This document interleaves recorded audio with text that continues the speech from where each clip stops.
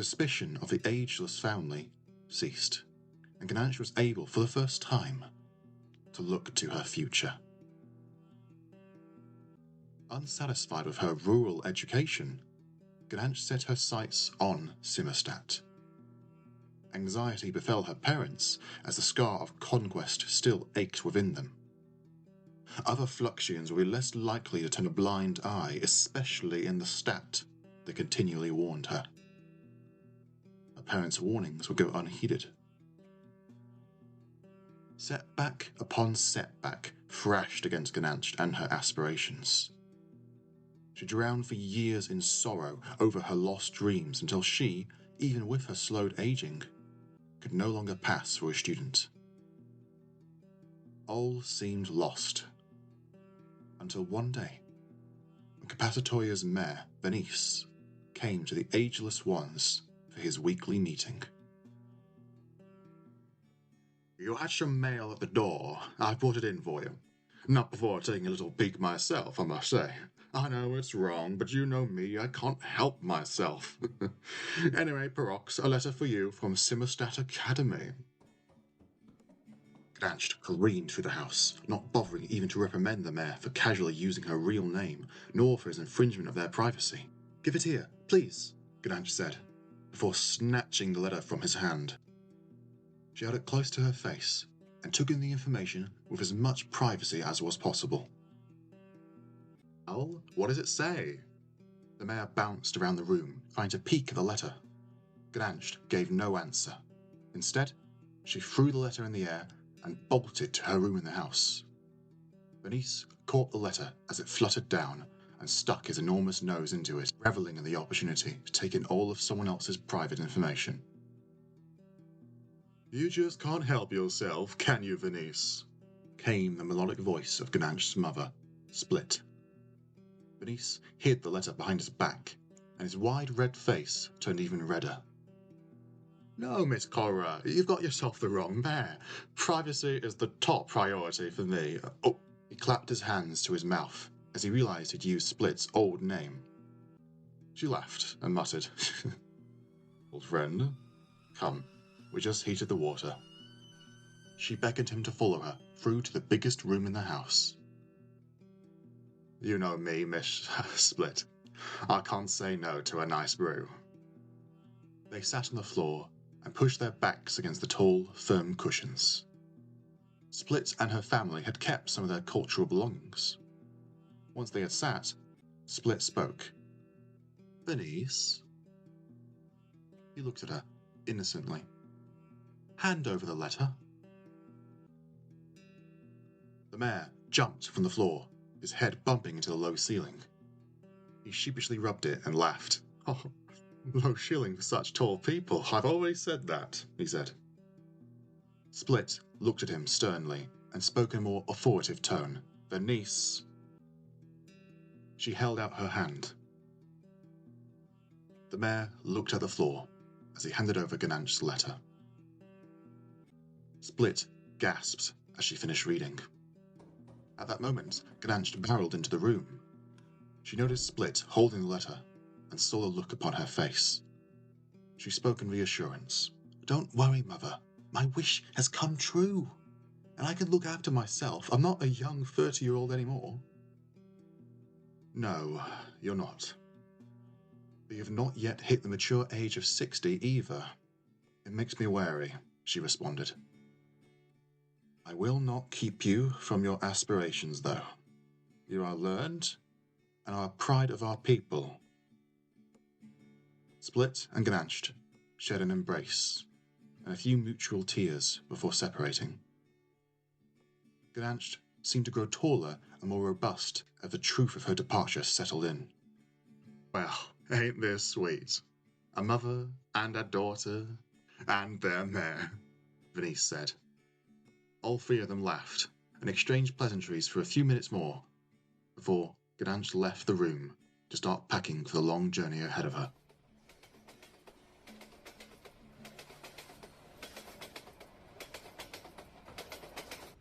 The Muscle ride was long and boring.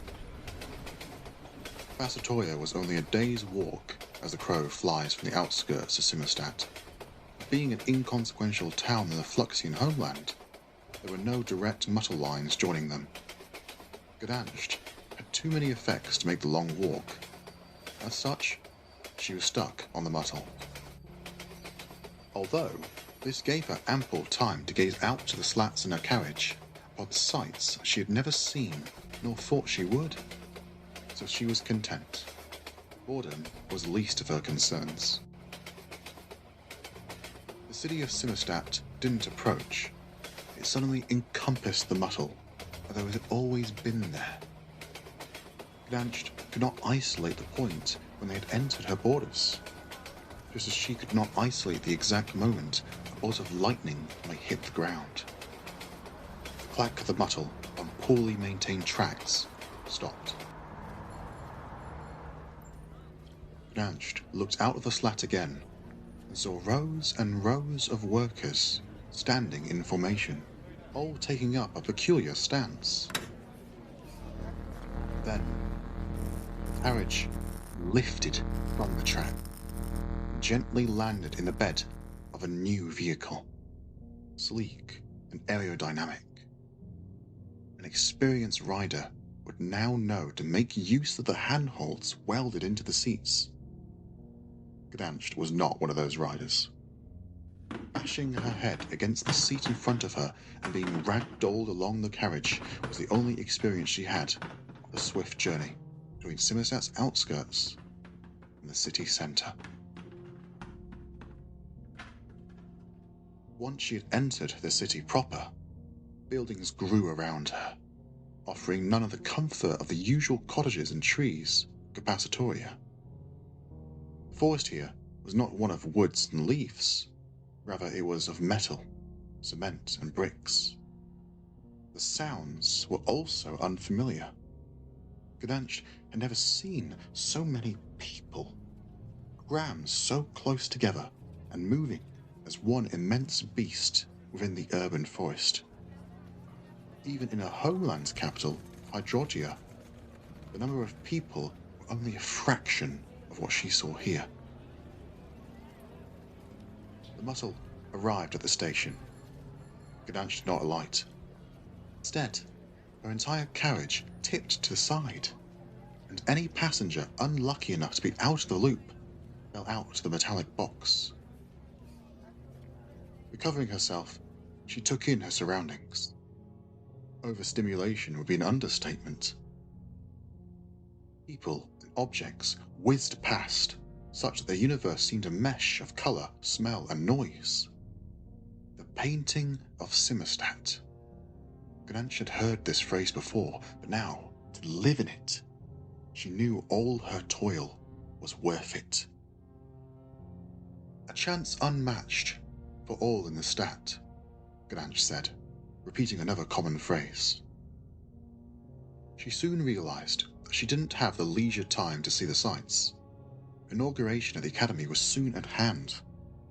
But not understanding where to go, Gdansk ran through the crowd, looking for any hint at the bearing she might need to take.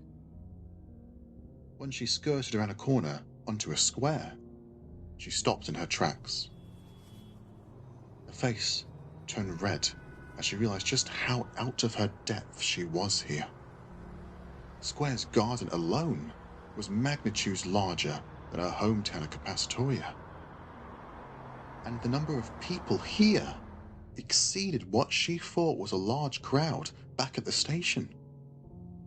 She gave herself one more moment of amazement before she tore her eye from the pristine turf, towering willows, and pools full of koi.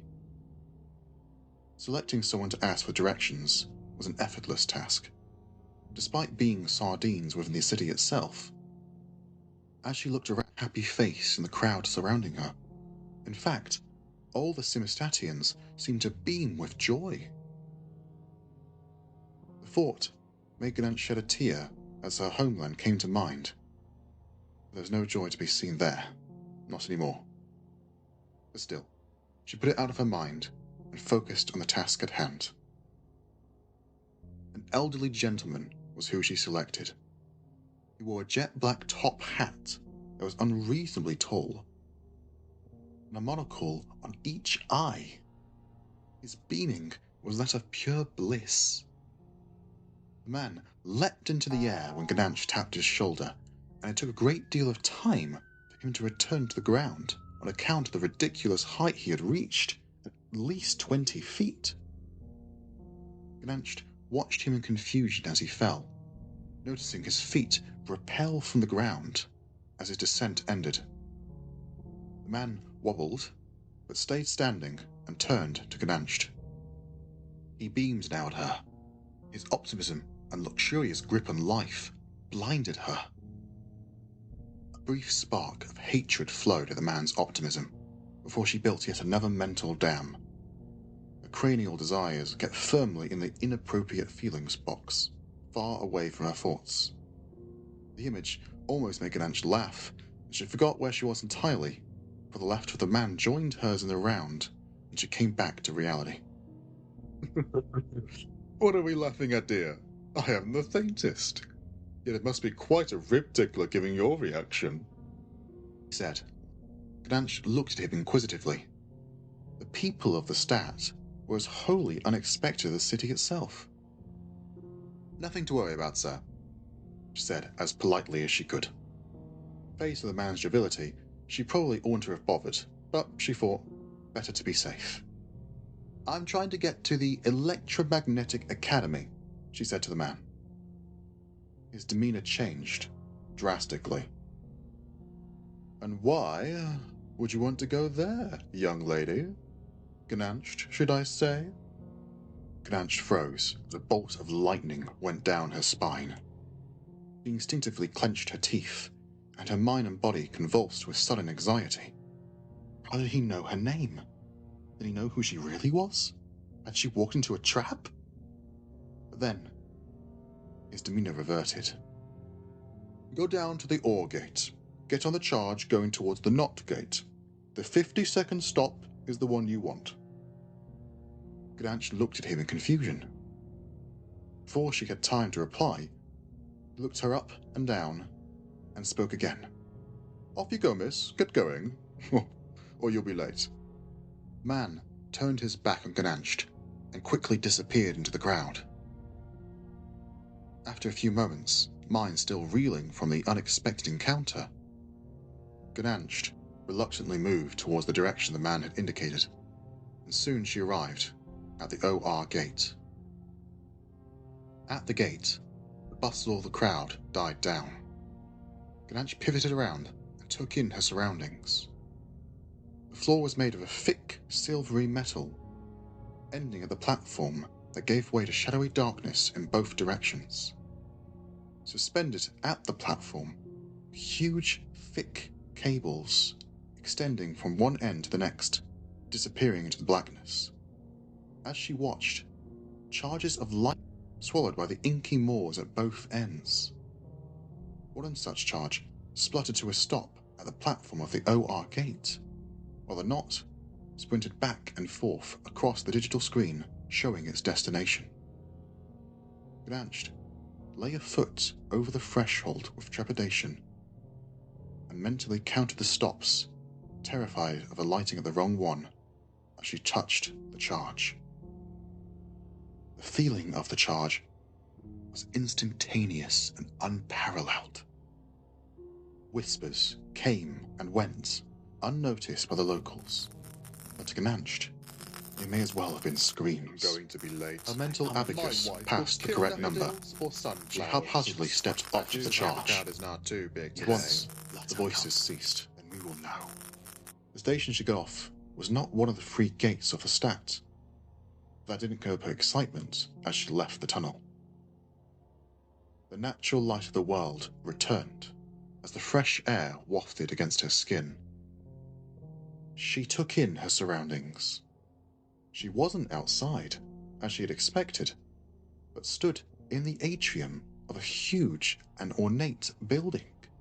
In fact, she had never seen a building of its ilk, bar those that were derelict. Sun shone in beams through high-set windows fashioned in circles on the roof.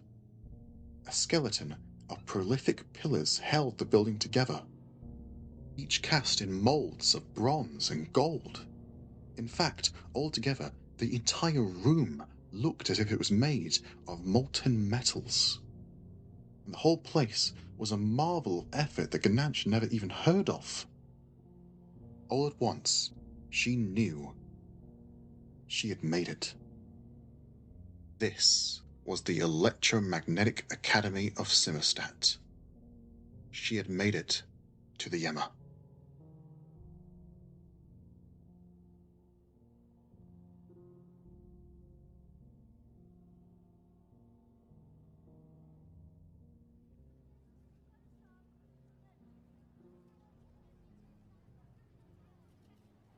The chatter of the atrium was far more pleasant than that of the outside city. Men and women in fine clothes sauntered by without rush or stress. Youths grouped in the corners and by the pillars, discussing a myriad of learned topics that Gananch wouldn't have imagined those of similar age and Capacitoria understanding, let alone debating. This was most definitely the Academy, the most prestigious house of learning in the known world. The arduous journey here took its toll, and she had solely focused on making it here, to this academy. Her arrival concluded that chapter, and the next was about to begin. Her gaze swept across the space, and to her surprise, she saw a familiar figure. He walked towards her. "Hello there, miss. Made it then, I see," said the gentleman who had directed her to the charge. How he had got there before her, she couldn't fathom. But it was a relief to be rescued from the isolation she had felt upon her entry. The man took in her confusion and breathed in through his nose before he spoke. It made a soft squeak upon inhaling. "The name's Nice, miss, and before you ask, I know who you are and why you're here." Gananch's face contorted to hide her anxiety. An age passed before the man spoke again. "You are Miss Gananst, Miss Split's daughter, hailing from Capacitoria, though you are awfully tall for one of those backwater lot. You're here to join the team here at the EMA. So, finally, I welcome you to our cohort. I will now take you on a brief tour of our facilities, culminating in a visit to their majestic influence themselves, Watlier's office." His voice wavered at the end of his speech, though whether it was due to pride or something else, Gananch could not tell. Nevertheless, Gananch forced her breathing to calm, and her shoulders fell from their raised position. That's right, Mr. Nice, was it? I'm here to fulfill my dream of drowning in the world of academia, which I've held since my early days, when I spent most of the sun's journey in the library, becoming learned. "More often than not, I would return home long after it had set, sir," Gananch said, eager to talk to people who were around her similar mental stature for the first time since she could remember. Curious. I was unaware of a library in Capacitoria. Is it new? It cannot be very old considering your age. 23, I would surmise? Or could it be that perhaps you were not originally from Capacitoria?" Nice said, and looked at her with a knowing look. Gananch's breathing quickened again. She had given too much away, and now had to think on her feet so as not to be revealed. She took a moment, and then finally said, "Oh, I'm not from Capacitoria, no. Originally, we lived in Circatrulia, but moved there when I began school." "Aha! Very good. Happy days," Nice said, while clapping his hands together in one soft motion. "Circatrulians are some of the best of Fluxia. I knew I offered the right person the job," he continued, as jovial as ever. Gananch looked at him in the new light. She had thought Nice to be a simple worker or guide within the emis, but it appeared that he was closer in proximity to the top brass than she had given him credit. A saxophone, perhaps? Not qualifiably brass, even if it looked similar.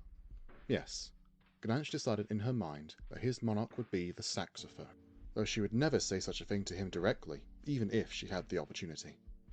"Right, well then, let's be off," Nice said, gesturing to her.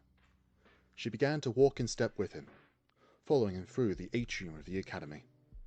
They walked through the naturally lit space, and Ganant saw the students of all creeds who built up its population. Some she recognized immediately as Fluxians, some she partially recognized as dinosaurs, and others she did not understand, black masses of flesh and bone which swelled and ebbed into different forms, sometimes a humanoid male, others a quadrupedal mammal, and finally some description of fish. This she found very strange indeed, but it was far from the largest oddity this space offered. Near the end of their walk, before they moved on to the next area of the academy, Gananch saw in a far corner an extremely tall figure blending in with the wall. She struggled to look at them, but no matter the angle in which she cast her gaze, the glare of the sun still prevented her from making out any meaningful details. The figure remained forever a silhouette in Gananch's mind, but a warmth within her gave her confidence that she'd just seen another of her people. Another Hydronian, here in Fluxia, in Simmerstat, in the academy. She almost made to investigate, when Nice's beckoning struck her and she hastily drew her gaze back on track. She walked over to where he was facing a blank wall.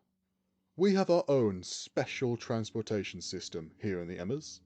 One of your lot made it, actually. The circuit, it's called."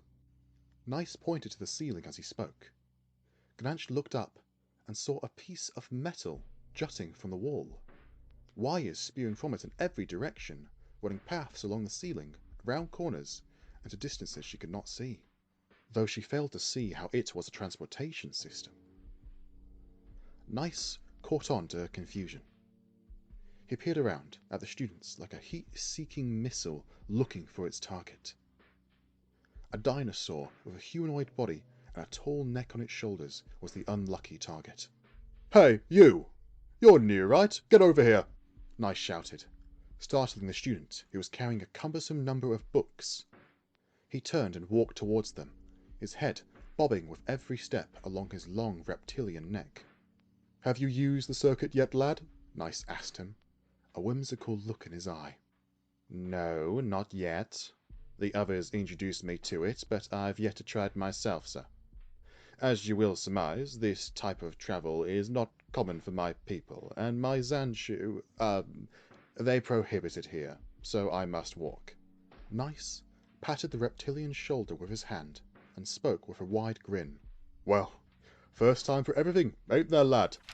he said, before snatching the books from the student and tossing them at the wall. The dinosaur cried and ran after them, its head bobbing along, and Gananch looked away, expecting to hear the creature's body hitting an unforgiving wall at high speed.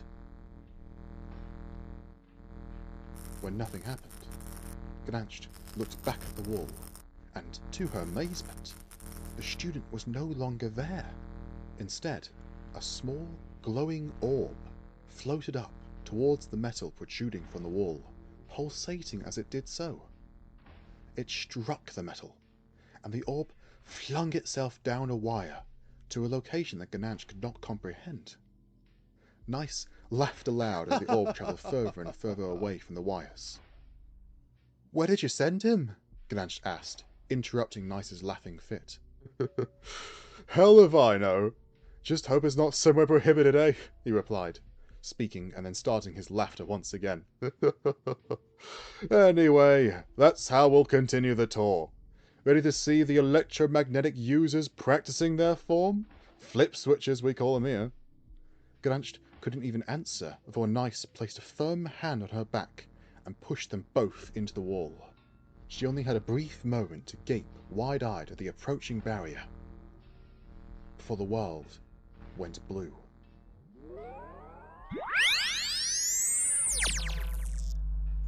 The orbification was instantaneous. All around her, all she could see was crackling blue light as she travelled through the circuit towards the training rooms. Or at least, she presumed. The experience was not unlike the charge she had taken to reach the academy, only this was much smoother. The voices returned too, only this time they were much louder. "I'm going to be late for class. She's almost here. The final is today? What will we do with her? Oh, I need a holiday in the office. The students get worse and worse every year. I want a pay rise. I'm going to quit. She'll see all that we know. In fact, as the time she spent inside this strange method of transportation increased, Gdansht also felt her own thoughts escape her head and heard them whizzing past her ear, lost in the space she found herself in. I don't belong here. I hate them. Yet I want to learn, stop them from doing it again. But how can I? And then, just as the cacophony of her inner thoughts was about to overwhelm her, a new, stronger voice mixed into the fray of her inner thinkings. Heros of Auxilia Hydrogia, I know who you are and why you have come here. Rest assured, you have made a catastrophic blunder. There was a pause, just for a few seconds, until Gdansht saw a white light banishing the blue. The other voice came back, one last time, vicious, yet charming. Good day. See you soon.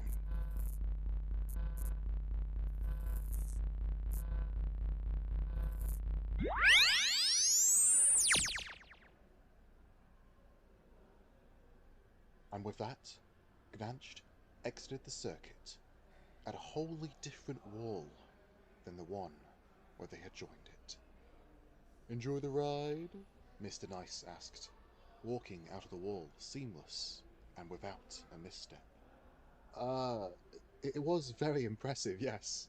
But I think I'd struggle to get used to those voices. What were they? I thought I heard others' voices, and then my own. Gdansht elected not to share the other voice she had heard before coming out of the wall. Mr. Nice looked at her in confusion, and for a moment there was something in his eye, a vastness that stood empty of anything but air and space. Then it collapsed in on itself, a singularity, and his eyes were the same ocean blue as always. I'm not quite sure what you mean, miss. The first always leaves people feeling odd, he said to her, in a tone that suggested not to push this further. Gdansht was unsatisfied with his answer, but with no leverage, she had no choice but to follow him to their next destination. For the next couple of stops along the tour, Gdansht was hyper-vigilant. Someone here knew who she was, and obviously planned to expose or harm her. At the training rooms, she listened to each of the students as they practiced their electromagnetism, and the instructor, who gave her a less than interesting speech on how they taught their magic at the academy. And although she smiled and gave pointed questions to keep the instructor talking, she had no intention of learning the filthy craft that subjugated her people. At the metalworks, however, she hung on to every word of the head fixture as they worked on repairs of a ginormous ship, and stared at the foreman as he loaded the ship with cargo. The sound of the hammer and the creaking of wood surrounded her as she watched the progress of the massive hull. A worker began talking with his comrade while they moved an important and fragile-looking package onto the ship, and she thought she heard a match. However, the head fixture's second utterance dashed her hopes, or fears. Her paranoia extended even to Nice, whose voice sounded more and more similar to the one she was looking for with each word. Even walking in the gilded hallways between destinations, coloured lights spilling onto the floor from stained Victor-Tectrian windows, and the sounds of the massive electrical cables humming with power above her. She couldn't help but listen to the tones of those rushing past her, seeking any match to the mysterious voice that tormented her so. It wasn't until she got back on the circuit, going toward their last stop, that she heard the voice again. They had just visited the Majestic Influences Museum, a painful stop for her, when the long-necked dinosaur made a second appearance. His heavy-set eyes locked on to Nice, and he made a dash towards them. "You! That was the last straw. All you people here, Fluxians!" He stopped and spat on the ground as he spoke. "I earned my place here, yet you all treat me like scum. I know why I'm not one of you, you precious Fluxians. I'm a Pangean, and I'm proud." Nice raised his eyebrows, seemingly appalled at the student's brazenness, when the student seemed to grow thinner as he raised his arms. Then, to Nice and Gananch's astonishment, he lifted them off the ground and levitated them towards a nearby wall at rapid speed. The telltale metal protrusion gave it away as a circuit entrance, and Gananch braced herself for another trip. The sensation of having all sense of gravity removed from her, of having her entire body be rendered weightless at once, was so overwhelming to Gananch that she almost missed the Pangean's parting words. "How do you like the feel of a real Pangean, Sanchu?" was the last thing she heard, before being sent one last time into the wires above her head. This time, there was no blue. In fact, there was no colour at all. There was barely even nothing, such was the voidishness of the space Gananch found herself in. The voices returned, louder than before, and Gananch, having nothing else to focus on, allowed them to penetrate her and worm their way into her body, until it felt to her as though her entire being was the voice's wrathful words. "Perrose, you come closer and closer to us. We wait in exuberance. To end a remnant of 17. How will you react when you learn of our plans? Will you join us? Or will this be your desolation? What of old Venice or Gloria? How would they react if Perrose the Learned returns to them one piece at a time? Some in piles of ash, others fried, some raw. We shall see. But know this. The hour of reckoning is here. You have but one chance."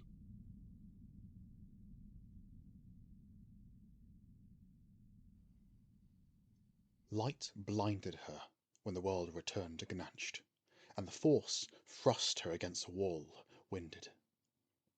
When her eyes adjusted, she could look around. There were no colours here, nor were there any sources of natural light. Instead, all she could see were expanses upon expanses of grey corridors with yellow trims, going on for as far as she could see. Worse yet, Nice, her only guide, was nowhere to be seen. Placing a hand against the cold stone wall, Gananch slowly got to her feet, struggling to get her bearings. She had almost gotten her breathing back under control when a sudden roar echoed off the walls and put her into a state of panic. Red lights suddenly flashed and a klaxon blared.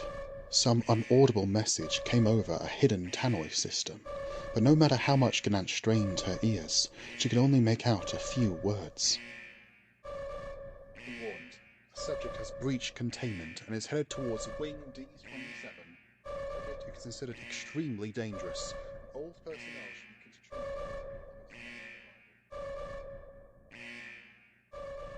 on Another roar. A lower pitch and a strange grinding sound attached came, and the announcement abruptly ended. Gananch heard what she suspected was the speaker falling to the concrete floor with a metallic thud. Lights still flashed, giving Gananch glimpses of shadows that her terrified eyes struggled to determine as real or tricks of the light. As her left hand slowly moved back along the wall, at the far end of the corridor, a vast shadow, showing a monstrous creature splayed across the opposite wall. A claw came from around the corner and snagged the wires attached to the ceiling. Gdansk realised what was about to happen too late.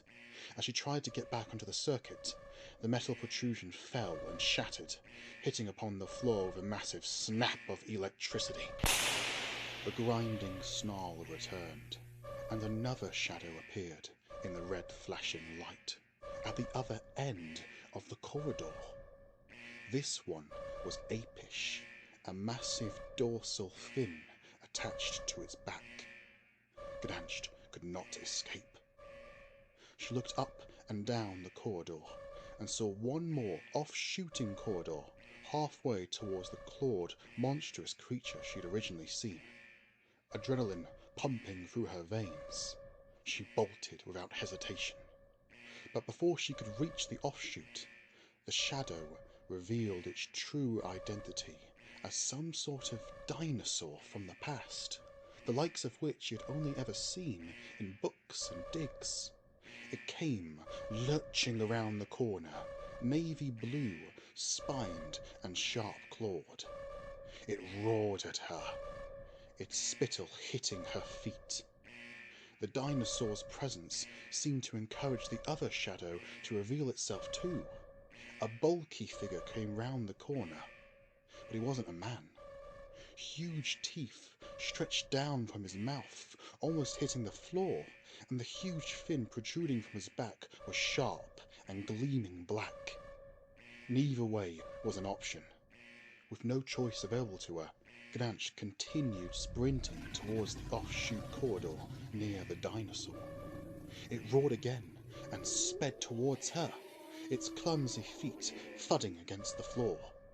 She was just barely too slow.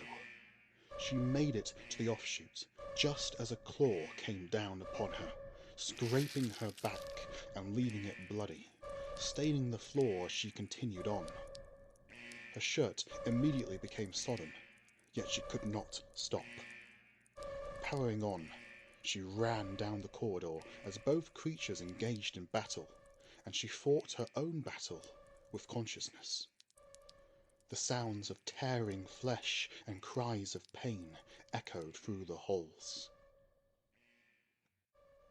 After some time, Gdansk finally collapsed against a wall, thankful that they hadn't pursued her. But she didn't stop. She pushed herself back to her feet and kept going, the searing hot pain emanating from her back distracting her from the rather concerningly large black mark her blood had left against the wall she had leaned on. She wandered the halls, lost to the world around her, not understanding where to go or how much time had passed. She wandered the halls until blisters adorned her feet, her back had no more blood to spare, and her mind had left her. She wandered the halls until eventually she gave up. Gdansk found a wall to sit against. She didn't notice the metal protrusion at the top of it. The cold soothed her ragged back. She closed her eyes and felt the last remnants of life drain away.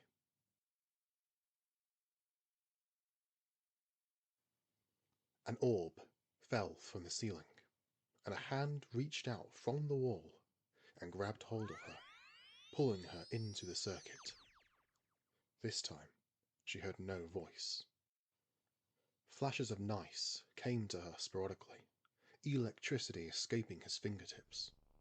She woke, time and time again, to a burning sensation racking her back, and heat emanating from her, resulting in a clammy sweat before drifting back into unconsciousness. When she finally fully awoke, after an amount of time she could not guess, her back no longer bled. Scars criss-crossed it, turning it into a lattice of pain. Nice was at her side, her arm held over his shoulder as he gently pulled her along with him.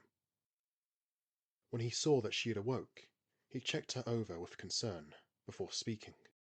"I don't know where you ran off to, miss, but I found you just in the nick of time, it seems." Ganansh wearily smiled at him, but no words came to thank him for what he had done. "If you are quite ready, I think I know where we are. Watlia can organize something for you, and we can get you sorted. The office is just up ahead, though I do not know how we'll get back. The circuit is all out of whack." Ganansh did not have the energy to point out that she needed dire help, not a tour guide. So again, she followed Nice towards an inconspicuous door. A nameplate sat on the door. It bore the engraving, Watlia, their majestic influence of education. Nice knocked. "Enter," came a voice from within as the door swung open. Ganansh screamed, and screamed, and screamed, and screamed some more, as the sight she saw burned its way into her eyes and etched permanent pictures on the inside of her skull. Nice tried to calm her down, but it was in vain. As her sight failed her and her brain started to shut down, the last thing she could think about was that voice. The voice that invited her into the office. The voice of Watlia, a majestic influence. The same one she had heard during her trips through the circuits. She screamed and screamed to no avail. Nice had chalked her behavior up to shock from her injuries, so he manhandled her, gentle as not to worsen her condition, to the door and pushed her inside. The door slammed shut, and the screaming ended in a caesura. Nice straightened his collar and glanced at it for a second. He felt a strange sense of unease at the silence.